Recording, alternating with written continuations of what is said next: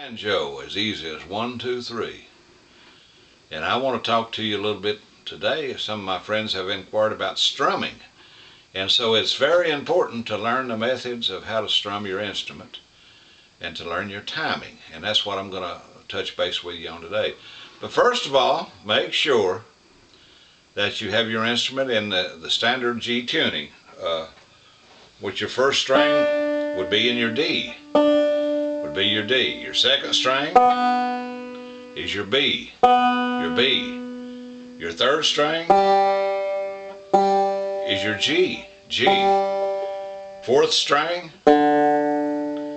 is your D. Your D. Of course, your drum string, one you don't note, is your G, called the drum string or either the fifth string. But when we're going to talk about timing and strumming. Strumming is very important, and I'm here to tell you there's many ways to do it, and many different. It all depends on the songs you're playing or what tempo or timing it would be in. But your strumming all involves around the wrist movement. And what you do, you just get real comfortable and let the wrist do all the work. You let the wrist. It's all in the wrist movement. For instance, like we're going to do a waltz tune, like say for instance Tennessee waltz or Kentucky waltz, Over the Waves, all those old type waltzes, it's in the waltz timing, what's called 3/4 timing or 3/4, and it consists of strumming of this nature. Just take it easy with it, like I was dancing, my darling. See, my arm's not moving, just my wrist. To the Tennessee waltz, and I'm using the thumb for the downward stroke, and I use that index for the upward stroke, kind of a pinching method. I was dancing with my darling to the Tennessee waltz. See what I mean there? It's just as simple. And if you play up closer to the neck with your strumming, you get a much mellower sound. And the closer you play to the bridge here, this area right here, is the brighter sound you'll get. So you get all kinds of different sounds. It all depends on where you play close to your bridge or closer up to where the neck combines to the head. But anyway, like the strumming, the 3/4 time, waltz time, I was dancing with my darling to the Tennessee waltz. See what I'm doing?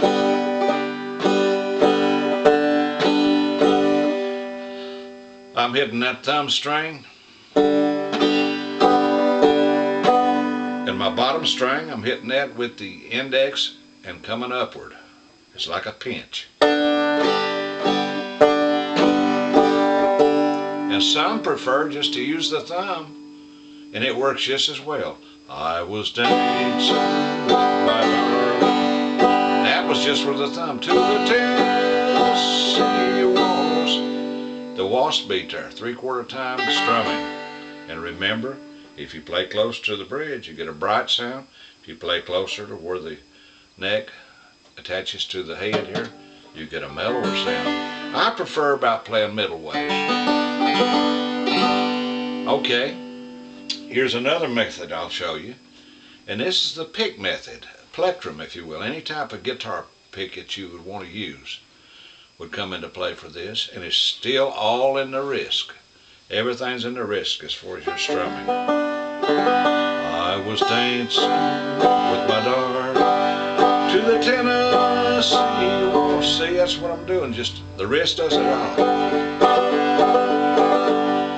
Now, if we're going to go more up-tempo with a 4/4 beat, like for instance, She'll Be Coming Around the Mountain, or Rolling in My Sweet Baby's Arms, or songs of that nature, it's with a 4/4 beat. Just got an old-time beat, a little more up-tempo. She'll be coming around the mountain when she comes. She'll be coming around the mountain when she comes. She'll be coming around the mountain. She'll be coming around the mountain. She'll be Now that's your 4/4 beat with the pick. And I'll tell you a little something about the pick.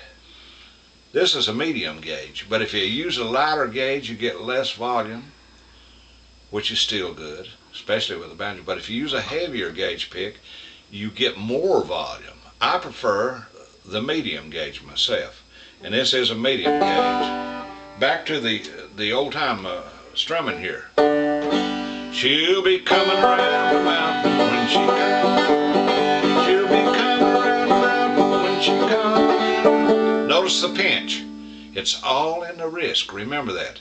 She'll be coming around the mountain. She'll be coming around the mountain. She'll be coming around the mountain when she comes. Now I'm not using the finger and thumb picks like the bluegrass method. The bluegrass method is wonderful, but what I teach, neighbors, is strictly old-timey style. Anything from the minstrel show period on up to old-time ragtime or bluegrassy or old-time country. That's what I'm getting forth to you here, because if you pay attention and listen to this and watch it, you'll learn your timing and also learn how to strum. Like I said, the waltz beat 3/4. I was dancing with my darling to the Tennessee waltz. See the pinching method? When an old friend I happened to see.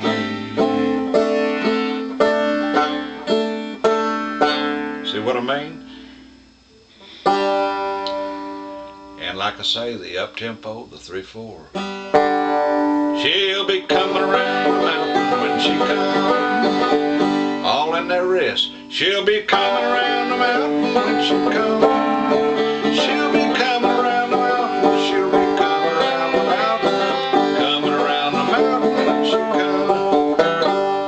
And you can develop what they call the Kentucky drop thumb, which you use your index and your thumb, and you get a kind of a rolling method, if you will. You got to take your time and work on your roll. But like I say, the thumb downward, the index upward, and let the wrists do the work. Then that way you develop good strumming skills and also good timing skills. Well, I hope this has helped you so much in your quest to learn the strumming and techniques that I've been using. Like I say, don't leave the pick out. If you like the plectrum style, it works fine. It sounds great.